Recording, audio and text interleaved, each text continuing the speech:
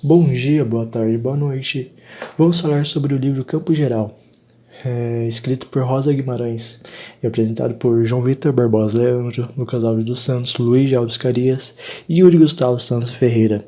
Vamos começar com o Lucas Alves apresentando o enredo do livro. Campo Geral conta a história de Miguelinho e a família dele no interior do sertão mineiro. Eles viviam numa cidade chamada Mutum, lugar localizado entre montanhas e também isolado geograficamente. Sua grafia concretiza o local, já que esse lugar ficava junto de um covão e entre dois morros. Tudo começa quando o menino sai dali e vai em outro local. Quando ele escuta um certo homem falar bem de sua cidade, ele corre para contar para a mãe dele sobre a beleza de ser daquele lugar, pois a mãe dele não gostava de morar naquele local isolado. A família de Miguelinho é bem grande, há diversos parentes com quem Miguelinho se relaciona, como os irmãos Tica, Dreline e Tomezinho, a Rosa, que trabalha em sua casa, que também às vezes era personagem de meio aos sentimentos e fantasias. Ele também possui duas avós, Isidra, que é muito caótica e possui uma moral rígida, e Maitina, que é descendente de escravos e também é conhecida pela sua falta de juízo e fama de feiticeira. Um dos mais importantes para Miguelin é o seu irmão Dito. Sua base é quem constantemente consultava e se inspirava, e o tio Terês, que o Miguelin considera um grande amigo. Mas pela visão de Miguelin, pode-se afirmar que o tio Terês tinha uma relação no mínimo perigosa assim com a Nina. Houve até mesmo uma briga entre os pais de Miguelin, onde sua mãe quase apanhou. Só não aconteceu isso porque Miguelin se intrometeu e se colocou no meio, sofrendo pela mãe. Foi comentado a todo momento que o tio de Miguelin não ia poder mais aparecer em Mutum. Tem um outro momento na história que também é muito importante. Em determinada situação, Miguelin corre desesperado em direção à sua mãe, passando na frente do seu pai, que fica muito irritado. Este acontecimento indica a difícil relação que ele estabelecia com seu pai. Em meio das relações sociais, sejam elas boas ou não, surgiu uma grande tempestade. Uma das avós de Miguelin, a avó Isidra, diz com convicção que esse é o castigo pelas ações pecaminosas que odiavam aquela família. Nesse momento, Miguelin até acha que vai morrer e desenvolve um certo apego pela vida. Em um determinado momento, o pai de Miguelin pediu a ele que fosse levar o seu almoço até o mesmo local onde ele trabalha, uma maneira de tornar o garoto útil e introduzir ele aos serviços. Em uma dessas viagens, o tio Terês pediu ao garoto que entregasse uma carta para sua mãe e disse que esperaria a resposta já no dia seguinte. Isso acaba gerando um conflito pelo simples fato que o menino gosta bastante do tio e até queria fazer o que ele pediu, porém sua intuição falava que isso seria errado. Depois de pensar e refletir muito angustiosamente, ele acabou decidindo que não iria mais entregar a carta e confessou a seu tio chorando. O tio compreendeu e não fez nada com o menino. Este foi um grande passo para o amadurecimento de Miguelin. Uma nova e grande tempestade apareceu. Juntamente com ela, chegou uma sucessão de crimes acometidos na família. Um desses crimes foi o assassinato de Patori, o filho do curandeiro Nhó Bero. Um dos cachorros foi ferido, um dos irmãos sofreu uma picada de marimbondo, um touro acaba machucando Miguelin, que acabou descontando toda a raiva em Dito. E também surge Luiz Aldino, um determinado homem que começou a dar uma de engraçadinho com a Nina. Um ponto crucial ocorreu quando Dito foi espiar um certo ninho de uma coruja. A ave acaba falando o nome dele e isso é visto como um mau presságio. Durante uma determinada perseguição de um mico que tinha fugido, Dito cortou seu pé em um caco que estava no terreiro.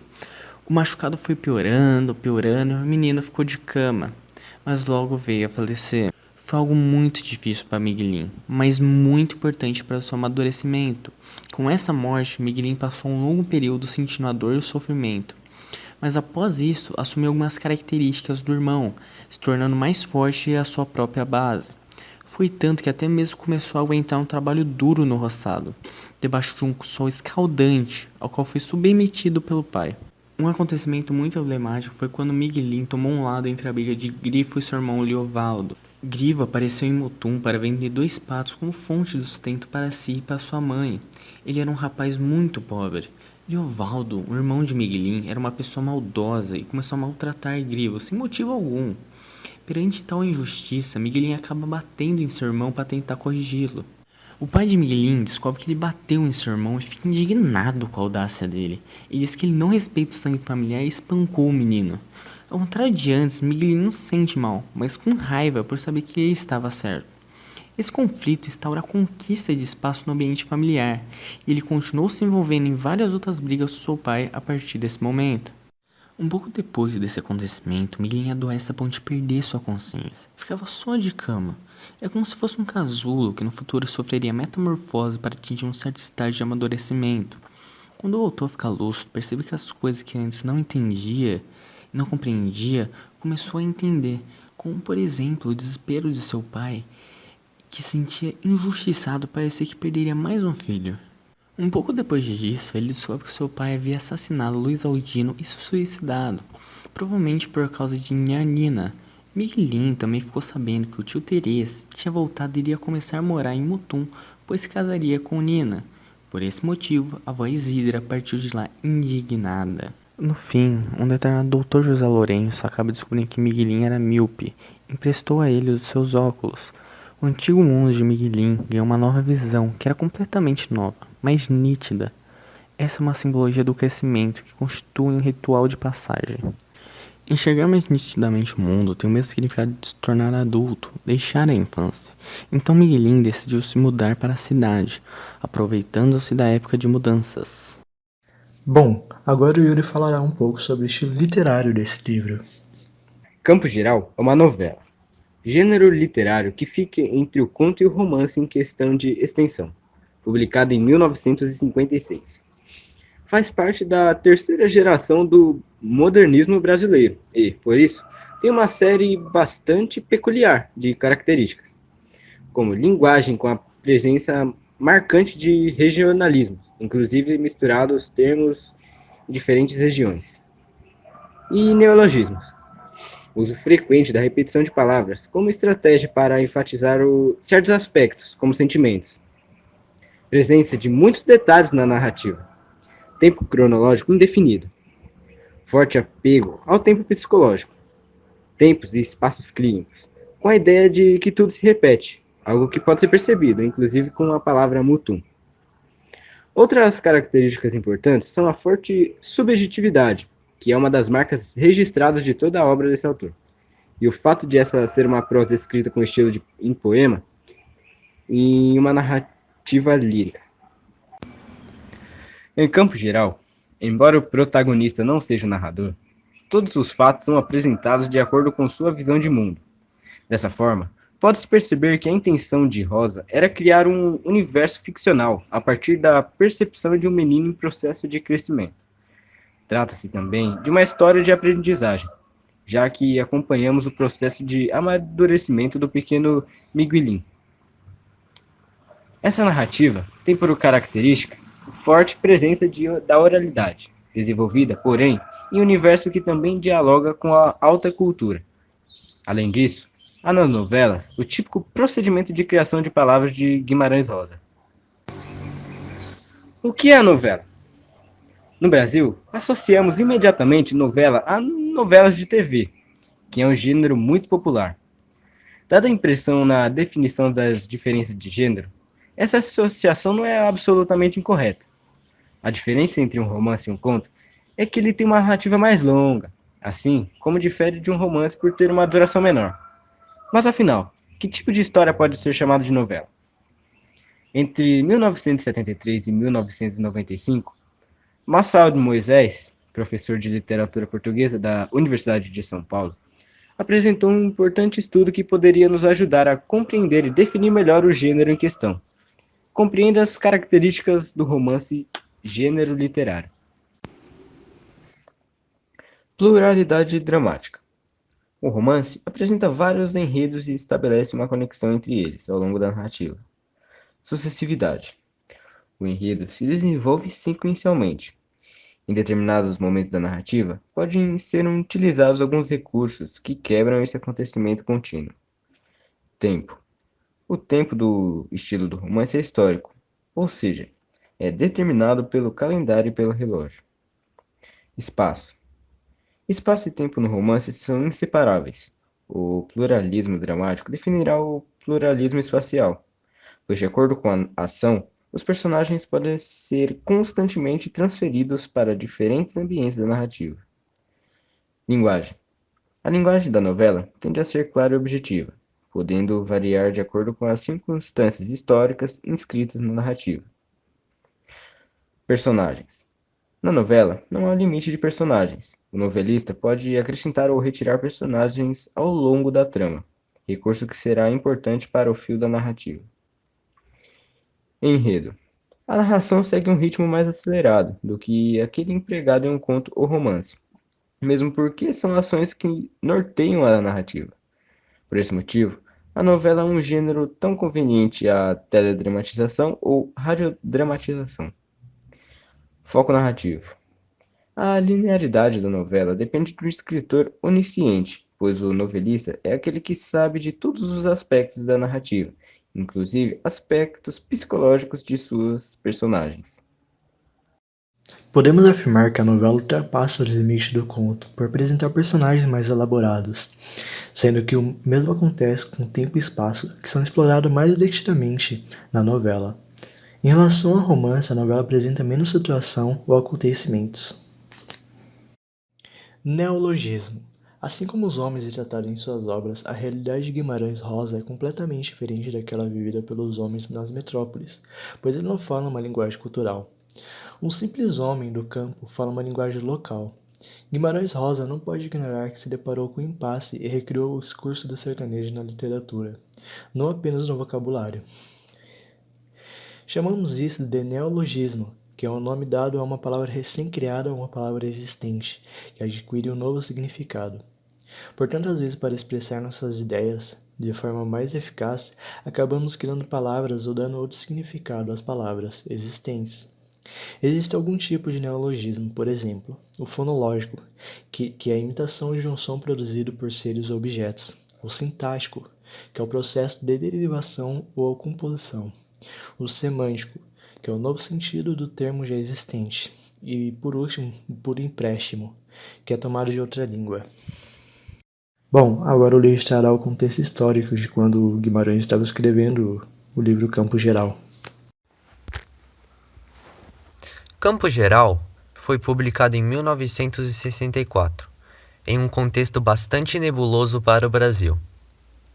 Foi nesse ano, afinal, que ocorria o golpe de Estado que encerrou o governo do presidente democraticamente eleito João Goulart, também conhecido como Jango, dando origem à nossa ditadura militar. No Brasil, o golpe de 1964 e a consequente tomada do poder pelos militares contou com o apoio do grande empresariado brasileiro, temeroso que as medidas reformistas do presidente João Goulart desencadeassem um golpe comunista, particularmente devido às nacionalizações. A população, no início confusa e receosa, depois desinformada pela repressão à imprensa, acabou se acomodando à medida que a economia aparentemente melhorava. Durante a ditadura militar, os militares não apenas atuaram na tomada do poder, mas passaram a exercê-lo diretamente, instaurando um regime autoritário, centralizador e burocrático, de corte modernizador. Às expensas de uma forte compressão salarial e de uma extrema concentração de renda, adota-se um modelo de desenvolvimento em que o Estado amplia sua presença na economia, seja através do planejamento e do controle, seja como indutor de investimentos, seja como agente direto na atividade produtiva, através de empresas governamentais que constituiriam o chamado setor produtivo estatal, notadamente em áreas consideradas estratégicas. Já internacionalmente, a Guerra Fria espalhava o temor pelo rápido avanço do chamado, pela extrema-direita, perigo vermelho. As esquerdas espalhavam-se nos regimes socialistas implantados em Cuba, China e União Soviética. O temor ao comunismo influenciou a eclosão de uma série de golpes militares na América Latina, seguidos por ditaduras militares de orientação ideológica à direita. Cuba e China passaram a financiar grupos de esquerda na América Latina, iniciando um movimento para implantar o comunismo na região, o que de certa forma influenciou na eclosão de uma série de golpes militares apoiados e financiados pelos Estados Unidos, que temiam um avanço comunista no continente. Os Estados Unidos não admitiam que os movimentos igualitários e de desenvolvimento regionais fossem contaminados pela doutrina comunista de caráter stalinista ou maoísta. Com a polarização das ideologias, houve a eclosão de inúmeros golpes de Estado financiados pelos governos americano, soviético e chinês. No entanto, esse período não é necessariamente parte da obra em questão. Em campo geral, o tempo não é algo relevante. A cidadela de Mutum existe como que em uma realidade paralela, na qual o período histórico e até mesmo a passagem dos dias são irrelevantes. Aqui, a história acontece em seu próprio tempo, sem qualquer tipo de influência externa. É o que chamamos de tempo psicológico, como já foi explicado pelo Yuri. Vamos falar agora sobre a multidisciplinaridade, ligando o livro à filosofia. O amadurecimento e a filosofia. Sabemos que, em campo geral, Miguelin passa por diversas situações em sua infância, como, por exemplo, o difícil relacionamento com seu pai. No entanto, a morte de seu irmão mais novo, Dito, se torna fundamental para o seu amadurecimento. Mas afinal, o que é o amadurecimento? Muitas vezes, quando se trata de maturidade, as pessoas pensam que essa expressão está relacionada à idade. Em todo caso, todos sabemos que a maturidade é necessária numa determinada fase da vida. Mas é importante deixar claro que a palavra maturidade, em linhas gerais, nada tem a ver com a idade, mas sim com a experiência e aprendizagem acumulada. Nesse caso, já demos o exemplo da morte do irmão de Miguelin e sua difícil infância. Seguindo uma certa filosofia, as pessoas maduras sabem resolver os problemas com tranquilidade quando os encontram, buscando aproveitar esse momento como uma pessoa que se desenvolve em sua carreira. É preciso entender que a maturidade humana está relacionada às suas experiências e como você as utiliza para crescer em sua vida. Em psicologia, amadurecer é só a capacidade de examinar seus próprios pensamentos e ver-se um escravo deles. Assim como dirigir instrumentos de uma orquestra, as pessoas maduras sabem olhar para esses instrumentos, pensamentos, atitudes e emoções e organizá-los de forma coerente. No fim, isso não depende da idade que você tem, pois vemos que apesar de ser um menino de apenas 8 anos, uma das suas principais características é ser inteligente e sensível. A narrativa vai demonstrando seu crescimento interior e gira em torno da sua perspectiva. Bom, esse foi o trabalho, espero que professores e os alunos tenham gostado, e é isso. Obrigado pela atenção.